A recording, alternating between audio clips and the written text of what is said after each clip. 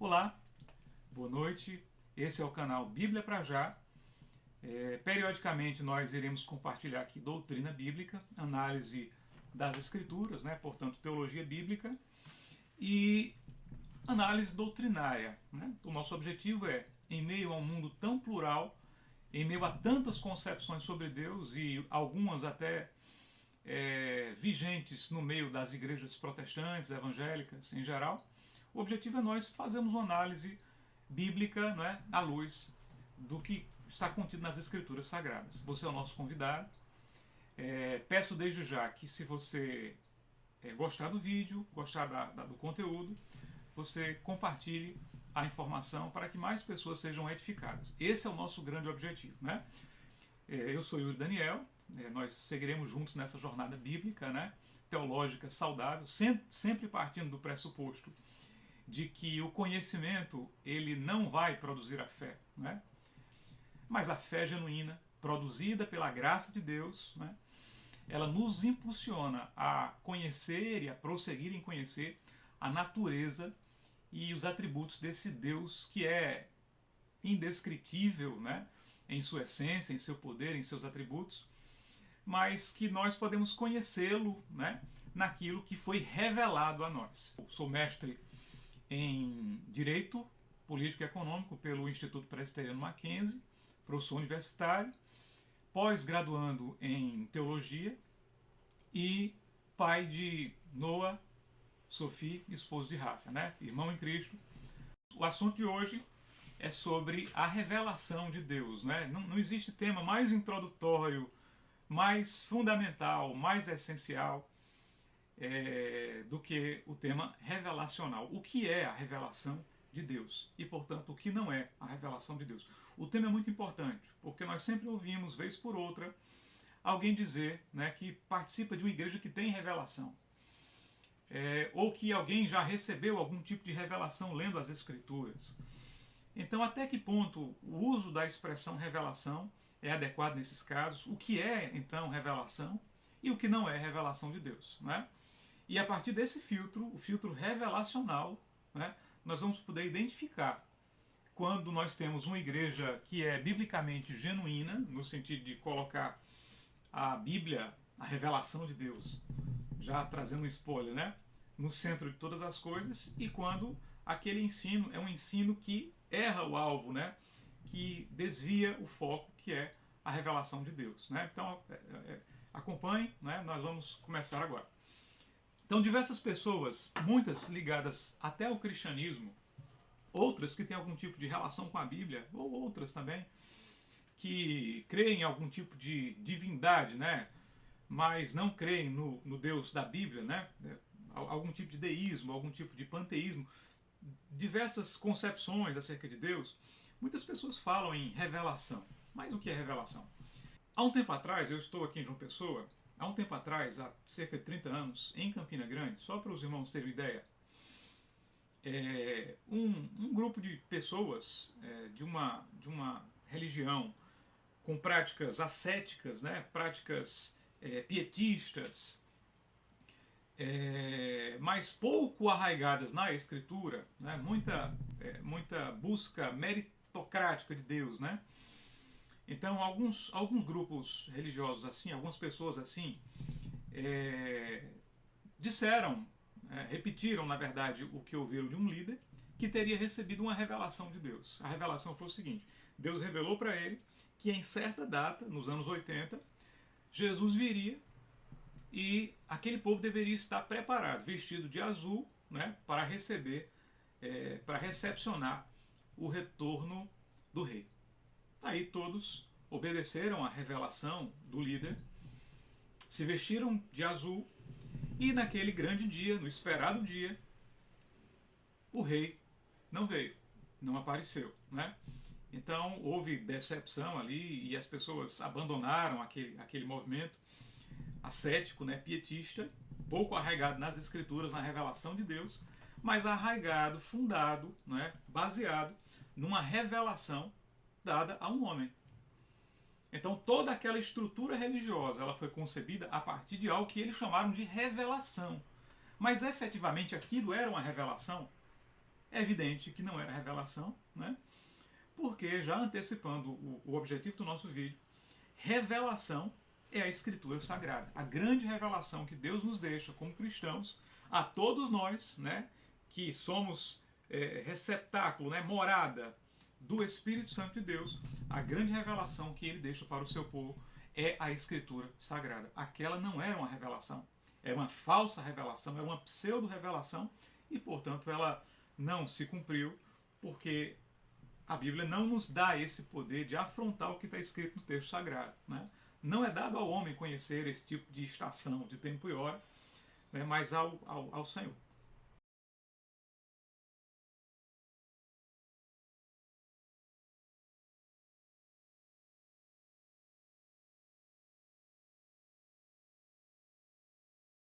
Outros grupos já disseram, né, ao longo da história, que a Bíblia seria um livro incompleto e que, portanto, seria uma revelação meramente parcial e que, portanto, precisaria ser completada por algum outro tipo de revelação humana, né? Nesse sentido, sempre houve grupos que negaram que a Bíblia seria a revelação suficiente total de Deus, né? Mas nós, você como cristão, como servo de Deus, né, você precisa, nessa hora, marcar a sua posição como crente, né? O crente bíblico, ele crê na suficiência das Escrituras. A revelação de Deus, ela é completa e acabada. A Bíblia, ela tem uma capa de início e ela tem uma capa ulterior, uma capa final. É um livro completo e acabado. A revelação de Deus, ela é suficiente e ela é capaz de revelar tudo aquilo que nós precisamos para a redenção e salvação. Porque ela revela no alfa, do alfa ao ômega, o alfa e o ômega, a pessoa de Cristo, né? Então houve grupos que já sustentaram que a Bíblia seria insuficiente. Então você tem, por exemplo, no século XIX, Charles Russell, né, que vai dizer que a Bíblia seria incompleta e que teria recebido revelações de Deus que ele escreveu. E até hoje os russelitas, né, creem nessas revelações de Charles Russell, né? E essas revelações negam a total divindade, né, da pessoa de Cristo, negam a trindade e creem em algum tipo de heresia unitarista, né, negando a trindade. Também no mesmo século, você tem a figura, por exemplo, de Ellen White, né, que alegando-se profetiza, recebeu revelações, entre aspas, né, de Deus, entre aspas porque nós cremos, né, aqui e temos o respeito pelas instituições e pelas pessoas, né, mas nós cremos que a revelação, do ponto de vista bíblico, teológico, do que diz a própria Escritura, em Timóteo, por exemplo, né, toda a palavra é suficiente, né? Então,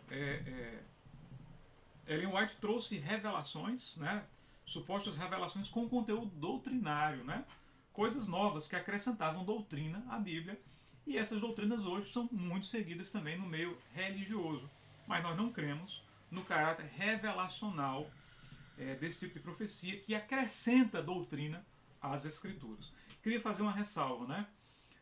Nós não estamos falando aqui em experiência, né? Porque às vezes as pessoas dizem assim, olha, recebi uma experiência, tive uma experiência com Deus, e confunde esse tipo de experiência com Deus com revelação. Mas isso não é revelação. Pode ter sido alguma experiência, quem somos nós para questionar as experiências das pessoas, desde que essas experiências tenham embasamento bíblico, né? Porque o experimentalismo, né, o empirismo, sem o embasamento bíblico, ele vai gerar também desvio, ele vai gerar heresia. E nós precisamos, a palavra nos ensina isso, pesar os espíritos, né? Porque nem todo tipo de experiência é experiência bíblica cristã com o Espírito de Deus, né? Então, a nossa análise aqui não se volta a quem alega ter algum tipo de experiência, né?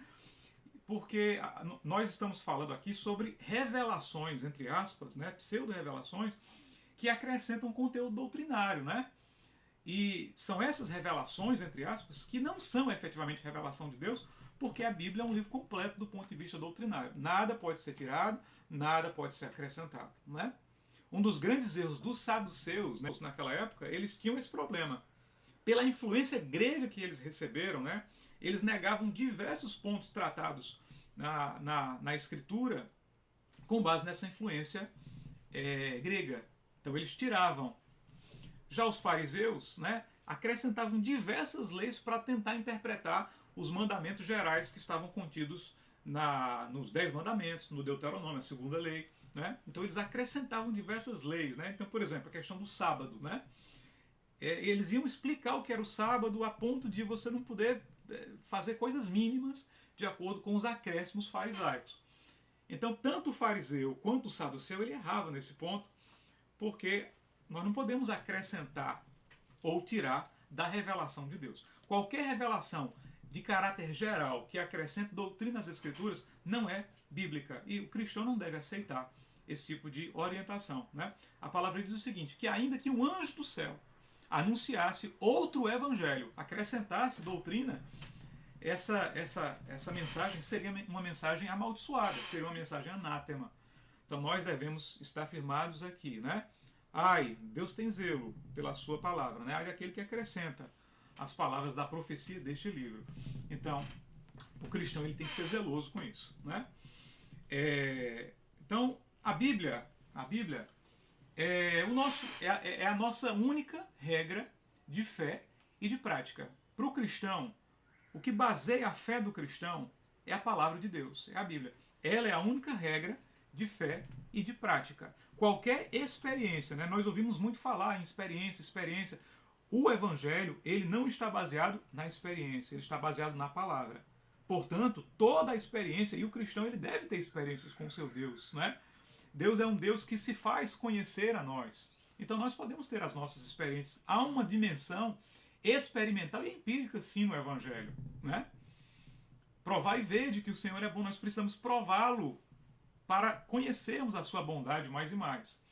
Mas qualquer experiência está submetida ao crivo de conteúdo da Bíblia, né? Uma experiência que fira a palavra de Deus, né? Uma experiência de alguém que tem contato com mortos, por exemplo, é uma experiência antibíblica. Então, para nós que somos cristãos, nós respeitamos as pessoas, mas para nós que somos cristãos, que queremos seguir a ortodoxia bíblica, a palavra de Deus, nós vamos nos guiar. Né? O filtro da nossa experiência com Deus, ele tem que ser sempre a palavra. A Bíblia é, portanto, a regra de fé e prática do cristão. E eu gostaria de enfatizar isso. Não há outra regra de fé. Não há outra regra de prática. Por que regra de fé? Porque tudo aquilo no que nós crentes cremos é baseado na palavra. Nós cremos naquilo que está na palavra. Nós cremos na palavra. Nós cremos na palavra do Gênesis ao Apocalipse. A palavra plenariamente, não apenas em parte, é a palavra de Deus. A Bíblia toda, a Escritura de forma plenária, é inspirada. É por isso que nós dizemos que a Bíblia não apenas contém em certos trechos a palavra de Deus. Não apenas Lucas é a palavra de Deus, mas todo o Evangelho é a palavra de Deus. Do Gênesis ao Apocalipse é a palavra de Deus. Tudo que está escrito aqui é palavra de Deus. Né? Ao longo da história, sempre se levantaram pessoas para tentar negar a plenariedade da revelação. Um dos grandes hereges que se levantou na história da igreja, né, foi Marcião. Né? Marcião, muito ligado ao gnosticismo, a uma heresia helenística da época. Ele negava, por exemplo, a bondade de Deus Pai. Então ele rejeitava passagens da Bíblia que falavam sobre Jeová, por exemplo. Né? Então, e ao longo da história isso se repete, as heresias se repetem. Né? Hoje há muitos teólogos liberais que negam o caráter revelacional de várias passagens, né? Que negam, por exemplo, que os milagres foram reais, que negam a divindade de Cristo, que negam outros aspectos. Mas nós cremos plenariamente que a Bíblia, quando eu falo plenária, é porque em todas as suas partes, a Bíblia é a suficiente palavra de Deus e ela não precisa ser completada por revelações humanas, porque ela já é toda a revelação de Deus suficiente a nós. Aquilo que Deus quis mostrar a nós, ele mostrou de forma suficiente pela sua palavra. Então, sempre houve, né, algum grupo que se levantou negando a suficiência das Escrituras e trazendo algum tipo de revelação nova e exclusiva daquele grupo. Né? Geralmente são grupos exclusivistas, grupos sectários, né? Sectários porque fazem secção, eles fazem separação, eles se dizem, se jogam mais justos do que os outros porque receberam uma revelação exclusiva da parte de Deus. E esse é o grande problema, porque nós que somos cristãos, somos um só em Cristo. Né? 1 Coríntios capítulo 3 diz que nós fomos batizados em um só Espírito. Então nós cristãos somos um povo só.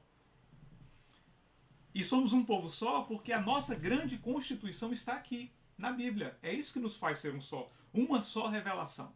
A partir do momento que um grupo diz que recebeu uma revelação especial e exclusiva, uma dispensação própria só para aquele grupo se torna sectário. Ele se descola do cristianismo e aí ele passa a caminhar sozinho, ferindo a unidade da igreja. Né? Então vejam os irmãos como a revelação de Deus ela está no centro da unidade da igreja. O que nos torna um povo só é a única e exclusiva revelação de Deus, que é a sua palavra. Né?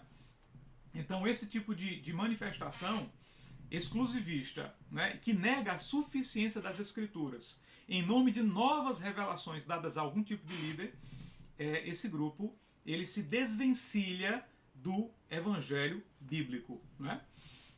Aí você pode dizer assim, mas por que você se preocupa com isso? Por que se preocupar com esse tipo de coisa? O que importa não é Jesus, né? Às vezes eu ouço esse tipo de comentário, e esse comentário é em parte verdadeiro, mas ele é reducionista, ele não traz toda a verdade escritural bíblica, porque há diversas concepções sobre Jesus. Por exemplo, acabei de citar concepções gnósticas sobre Cristo, né? Ou concepções unitaristas sobre Cristo, que negam. Há grupos religiosos que falam em Cristo, mas que não colocam Cristo no seu devido lugar, como Rei dos Reis, Senhor dos Senhores, Cordeiro de Deus, Leão de Judá. Né? Que colocam como homem elevado. Então veja, crer em Jesus, até mesmo Satanás e os seus asseclas o fazem. Né? Mas nós precisamos crer e conhecer Jesus como ele realmente é. Homem e Deus. Né? Leão e Cordeiro. Santo, né? E amoroso e irado. O Cordeiro de Deus que tira o pecado do mundo, como diz João Batista. Mas o Deus irado, todo-poderoso, que há de julgar o pecado, porque ele é santíssimo, como está em Apocalipse capítulo 14. Né? Então, nós precisamos entender quem é esse Jesus bíblico. A igreja não pode perder o foco sobre o seu eixo doutrinário. Né? E a palavra nos diz isso, Judas capítulo 1, versículos 3 e 4. A palavra diz assim, olha, amados, procurando eu escrever-vos com toda a diligência acerca da salvação comum, tive por necessidade escrever-vos e exortar-vos a batalhar pela fé que uma vez foi dada aos santos. Esse fé é o conteúdo. Ele está falando aqui, não da fé dom espiritual. Ele está falando aqui da fé conteúdo, da Bíblia, né? Batalhar pela fé, batalhar pela nossa fé, batalhar pela palavra. Porque se introduziram, continua o texto, alguns que já antes estavam escritos para este mesmo juízo, homens ímpios, que convertem em dissolução a graça e negam a Deus, único dominador e Senhor nosso, Jesus Cristo. Então veja, dissimuladamente se introduziram ímpios para alterar o contexto das Escrituras. Às vezes um desvio, meus irmãos, às vezes um iota, né? Às vezes uma letrinha é suficiente para causar as maiores polêmicas doutrinárias, e é tudo que o herege quer, né, para tentar desviar o crente do caminho da fé. Né? Paulo, falando para Timóteo sobre isso, ele dá uma instrução a Timóteo. Né? Paulo considerava Timóteo um filho na fé. E ao deixar Timóteo, um jovem, encarregado da igreja de Éfeso, ele deu a seguinte instrução aqui a Timóteo. Ó. Como te roguei quando parti para a Macedônia, que ficasses em Éfeso, para advertires a alguns que não ensinem outra doutrina. Ou seja, irmãos, algumas outras doutrinas estavam sendo introduzidas além da doutrina que Paulo estava pregando na igreja. Né? E muitos outros textos na palavra, o próprio Jesus dizendo, olha, surgirão falsos profetas e enganarão a muitos. Né? 2 Pedro, capítulo 2, versículo 1, diz assim, e também houve entre o povo falsos profetas. O falso profeta, às vezes a gente pensa que é só... O texto está falando de profecia preditiva, de futuro. Não é só isso. Falsa profecia é falsa mensagem, né?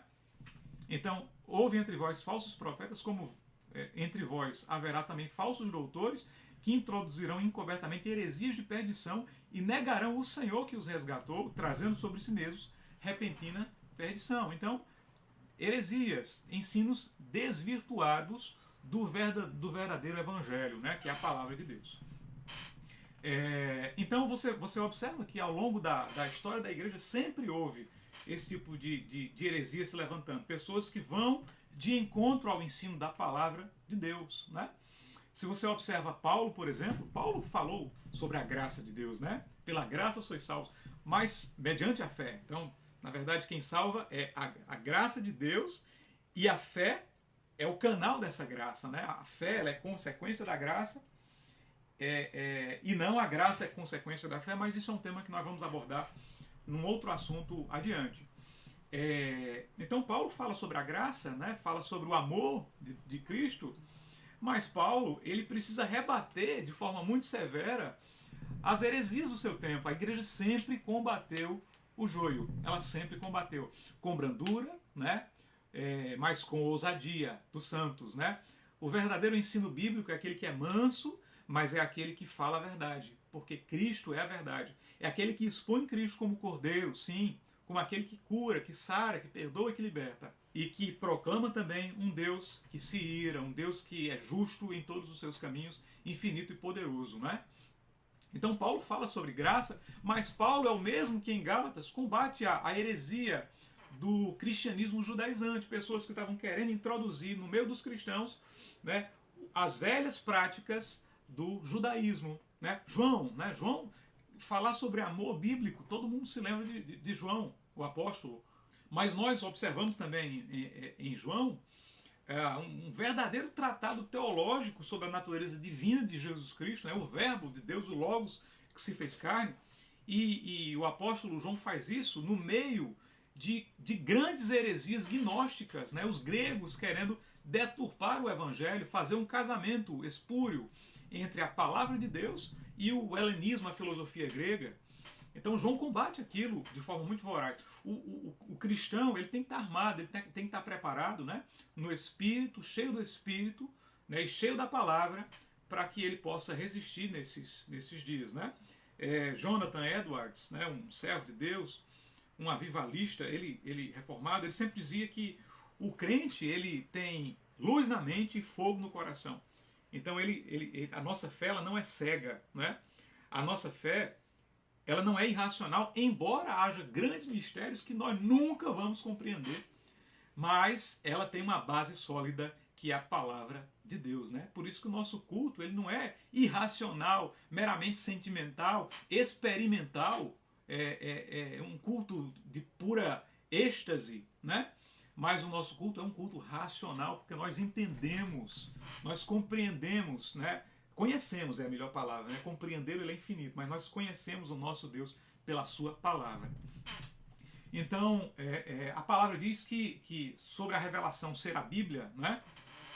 Voltando ao tema, Paulo, em Efésios, diz que nós estamos edificados sobre o fundamento dos apóstolos e dos profetas, do qual Jesus Cristo é a pedra de esquina. Efésios capítulo 2, versículos 19 e 20. Ou seja, meus irmãos, a coluna do Evangelho já foi levantada. O prédio do Evangelho já está completo, não é? Ninguém pode acrescentar mais um teto ou mais um andar ao Evangelho. Ele está completo, ele já foi edificado. A pedra fundamental é Cristo. Ninguém pode remover esse fundamento e colocar outro, né? A pedra é Cristo. As colunas são a doutrina dos apóstolos e a doutrina dos profetas. Bíblia é o que foi registrado. Não há hoje profetas e apóstolos nos moldes bíblicos. Não há. Tá? Profeta que tinha inspiração para escrever, para escriturar a palavra, a revelação de Deus, eram aqueles que viveram naqueles dias até o século I. Né? Então, voltando sempre à pergunta, o que é revelação de Deus? O que não é revelação de Deus? Né? A revelação de Deus é a Bíblia, é a palavra de Deus. Né? Às vezes alguém confunde revelação de Deus com interpretação. Eu via muito isso, a pessoa lia um versículo e dizia, olha, Deus me deu uma revelação desse versículo aqui, do Salmo 23. Né? Então, na verdade, Deus não deu a revelação para aquela pessoa, a revelação foi dada ao salmista. Né? A revelação é a Escritura. O que aquela pessoa teve na hora ali foi uma iluminação de Deus para compreender as Escrituras. Como a Bíblia não é um livro comum, mas é a revelação de Deus, nós precisamos orar ao Senhor antes de ler, né? e pedir a iluminação do Espírito para que nós possamos compreender o conteúdo da palavra de Deus e aplicar aquilo aos nossos corações, né? Mas a primeira coisa que nós precisamos é entender a mensagem. Você precisa observar o texto, você precisa interpretar o texto, você precisa comparar e você precisa aplicar, mas você precisa entender o que está dizendo, porque você não pode distorcer o significado do texto para aplicar para uma necessidade específica sua apenas fora de contexto. Mas isso é assunto de outra discussão nossa, né? A Bíblia é a revelação de Deus. Não é revelação de Deus qualquer conteúdo doutrinário que acrescente doutrina ou regra de fé e prática à Bíblia. E não é revelação nada que subtraia, que extraia, que retire da Bíblia alguma coisa, certo? Então, por exemplo, alguém disse que teve uma revelação, né, de que a partir de agora o formato das igrejas daquela congregação seria assim, por revelação de Deus. Ora, temos aí uma regra de fé, aliás, uma regra de prática, né, uma regra de conduta da igreja que não está prevista na Escritura. A Bíblia não regula formato arquitetônico de construção civil. Então essa não é do ponto de vista bíblico uma revelação de Deus. As pessoas têm que assumir e dizer, olha, isso aqui é uma orientação do pastor ou do arquiteto da igreja ou de uma pessoa contratada pela igreja. Mas a revelação de Deus é a Escritura, né? Ou alguém que diz que teve uma revelação para que a partir de agora todos os atos do culto devam iniciar a partir da utilização de palavras sacramentais. Você tem que usar aquelas palavras. Se você não usar aquelas palavras que não estão aqui na Bíblia, aquela oração ou aquele início de liturgia não vale. Veja, esse tipo de regra de fé e prática que acrescenta palavras sacramentais não estão previstas na Bíblia. Essa regra de prática, ela não é revelação de Deus, né? Ela pode ser até uma orientação de um grupo, mas você não pode dizer que aquilo é revelação de Deus. E, portanto, o crente ele deve se pautar pela revelação, não é? Essa é a nossa Constituição. Todo pastor bíblico ele sabe disso, né?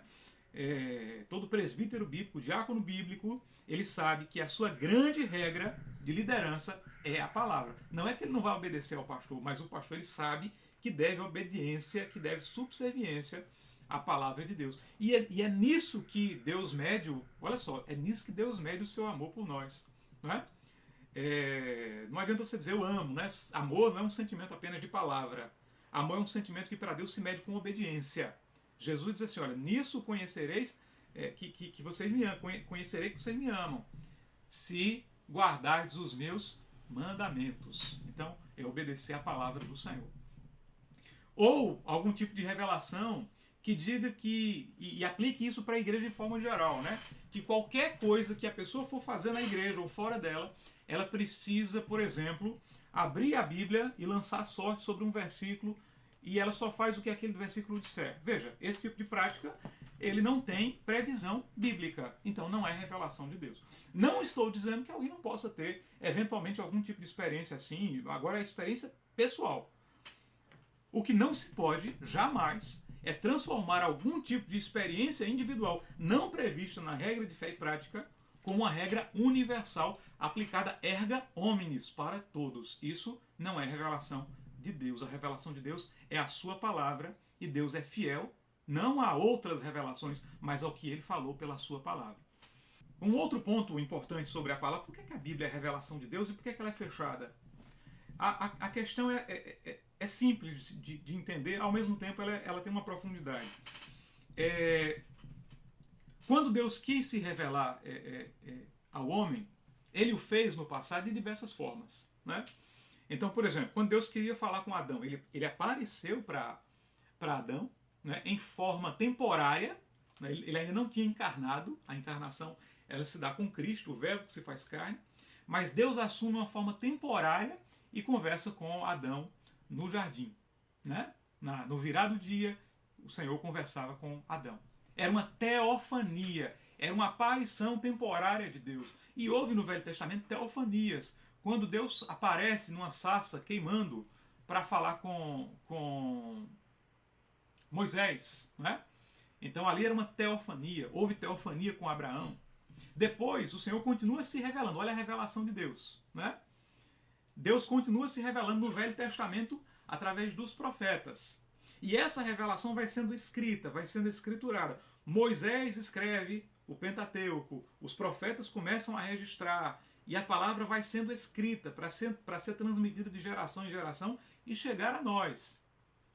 Até que chega um momento em que Deus ele traz a sua revelação plena, máxima dentro do que nós podemos conhecer dele, não é? É óbvio, nós nunca vamos conhecê-lo na sua plenitude, porque o finito não pode conhecer o infinito.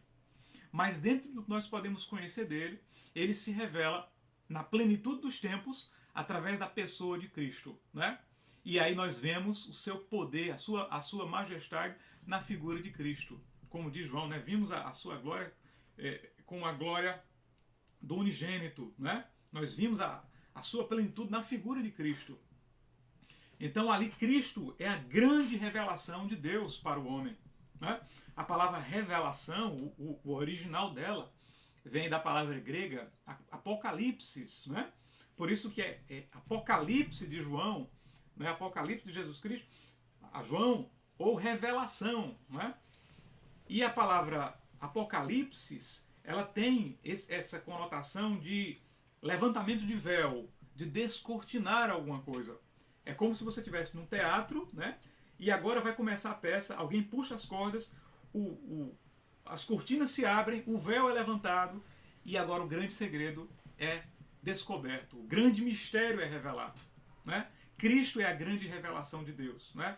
O culto levítico, o culto do tabernáculo, as coisas que aconteciam no Velho Testamento eram símbolos, isso está escrito em Hebreus, eram simbólicas, eram enigmáticas, era um enigma. Aí Jesus aparece, o véu, ele se rasga de alto a baixo, como é toda a operação de Deus. Sempre a operação de Deus ela é assim, ela é de cima para baixo e nunca de baixo para cima. E ela é toda, né? Deus não rasgou o véu pela metade, ele rasgou de alto a baixo, né? E aí tudo é descortinado, nós agora podemos enxergar, ter acesso ao Santo dos Santos, as coisas que estavam ocultas, porque Cristo é o mistério de Deus. E Paulo vai escrever sobre isso aos Efésios. Cristo é o grande mistério de Deus revelado a nós. No Velho Testamento as coisas eram enigmas, mas agora a mensagem, a palavra grega que é utilizada na Bíblia para mensagem no Novo Testamento é querigma, né? Querigma, a mensagem que antes era enigma, obscura, uma névoa, uma sombra, agora a mensagem ela é querigma e não enigma, ela é clara na pessoa do Senhor Jesus Cristo, né? Cristo é o grande mistério revelado. Não estou dizendo que a Bíblia não contenha outros mistérios, ela tem outros mistérios, né? Mas dentro daquilo que Deus quis se revelar ao homem, o grande mistério foi descortinado a nós na pessoa de Cristo. Isso fica muito claro em Hebreus capítulo 1, versículo 4, né? O escritor de Hebreus vai dizer que, havendo Deus antigamente falado de muitas maneiras pelos pais, ou seja, teofanias, profetas, agora nos falou pelo Filho. Então o Filho é a grande revelação de Deus. Então quando você rejeita a revelação de Deus, que aponta para o Filho unigênito como Salvador, como resgatador, como perdoador, como nome que está sobre todo nome, e diante de quem todo joelho se dobrará, né? Como aquele que pode perdoar pecados. Irmão, isso é suficiente para salvar. Cristo é suficiente para salvar. Você, meu irmão, não precisa procurar outras revelações. Você tem a revelação que é a palavra de Deus. As pessoas vivem em busca de milagres. Não estou dizendo que Deus não os faça, mas estou dizendo que o grande milagre já foi revelado no Calvário, quando ele morreu e ele ressuscitou ao terceiro dia. Então apegue-se a essa palavra, apegue-se à rocha. Céus e terra passarão, mas as minhas palavras, diz o Senhor, não vão passar. Apegue-se à escritura do Senhor, a palavra de Deus, né? A Bíblia é suficiente. 2 Timóteo capítulo 3, versículo 16, toda a escritura é divinamente inspirada, inspiração plenária, e proveitosa para ensinar, para redarguir, para corrigir e instruir em justiça. Isso significa que para tudo na vida da igreja nós temos a palavra como nosso guia. A palavra diz que todo aquele que pregar, que falar, né, que exercer o dom da fala, que o faça com os oráculos de Deus, segundo os oráculos de Deus. Os oráculos de Deus é a revelação, é a palavra de Deus, né? todo líder, e agora um assunto importante, a questão da revelação e heresia. Todo líder que tenta trazer uma outra revelação diversa da Bíblia, dizendo que a sua revelação é mais especial, dizendo que a sua revelação completa a Bíblia, que a Bíblia é incompleta, ele fará isso através de dois mecanismos. São duas coisas que o falso mestre vai fazer para tentar descaracterizar a suficiência das Escrituras e negar a revelação de Deus e trazer a sua própria revelação geral. Geral aqui eu estou dizendo no sentido de para todos, né? Primeira coisa, ele vai começar a dizer que a Bíblia não é importante. Ele vai dizer, não, isso aqui é só um livro histórico, isso aqui é um livro para aquela época, isso aqui é coisa do passado, não.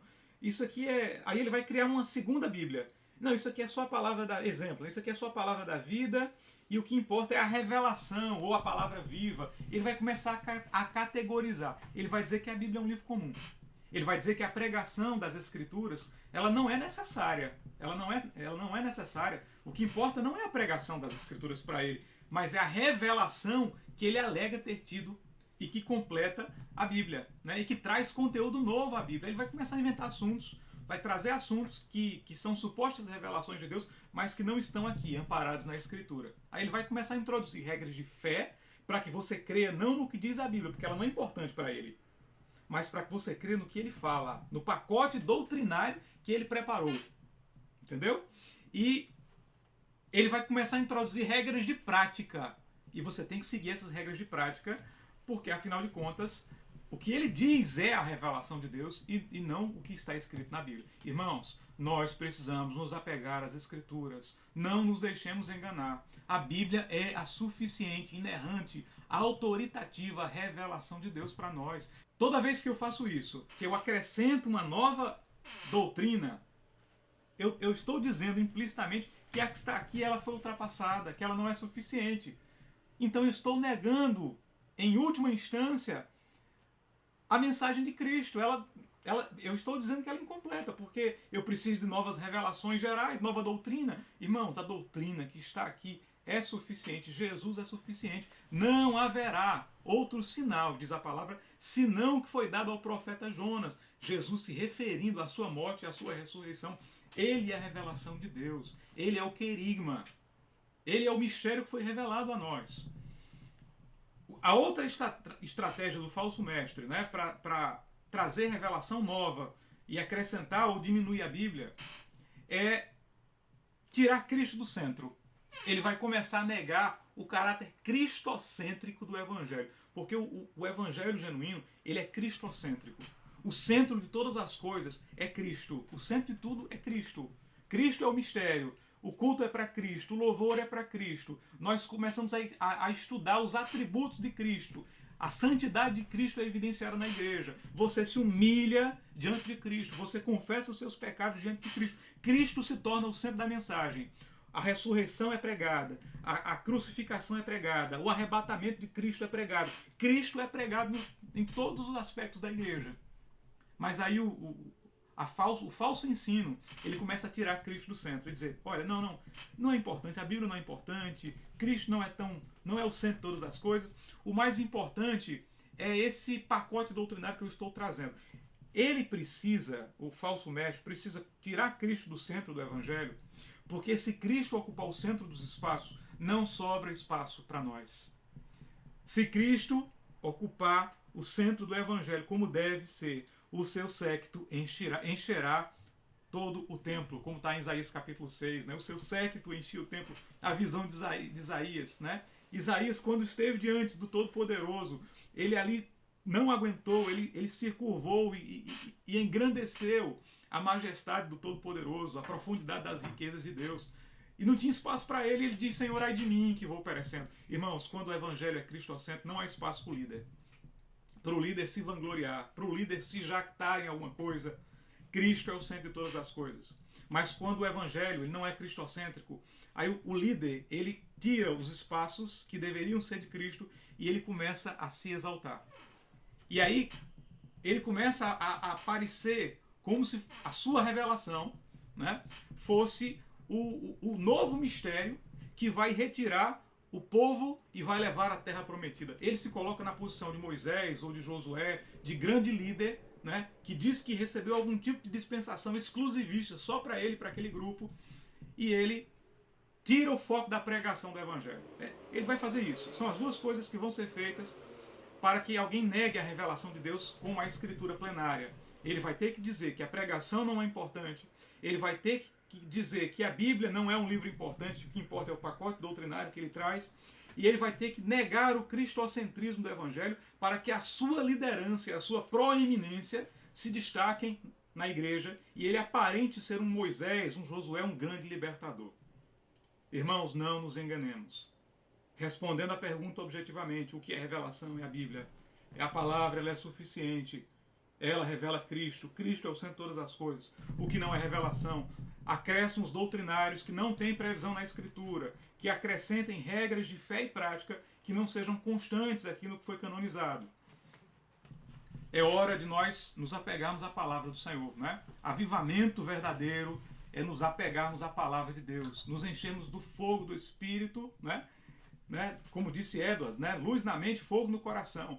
Mas esse fogo, meus irmãos, se ele não provier da Escritura, se ele não estiver amparado no que Deus disse, na sua Escritura, esse fogo é estranho, né? Como disse John MacArthur, né?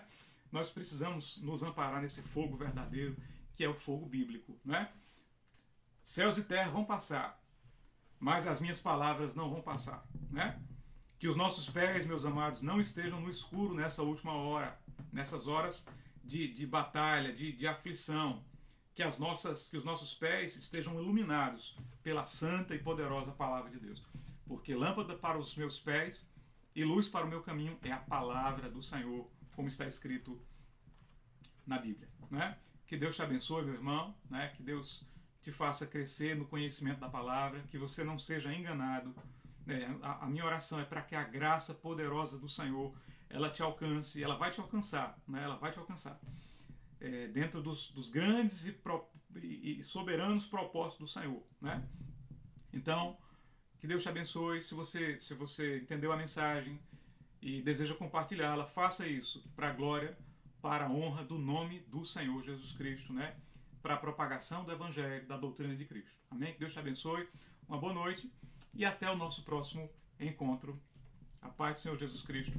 Amém.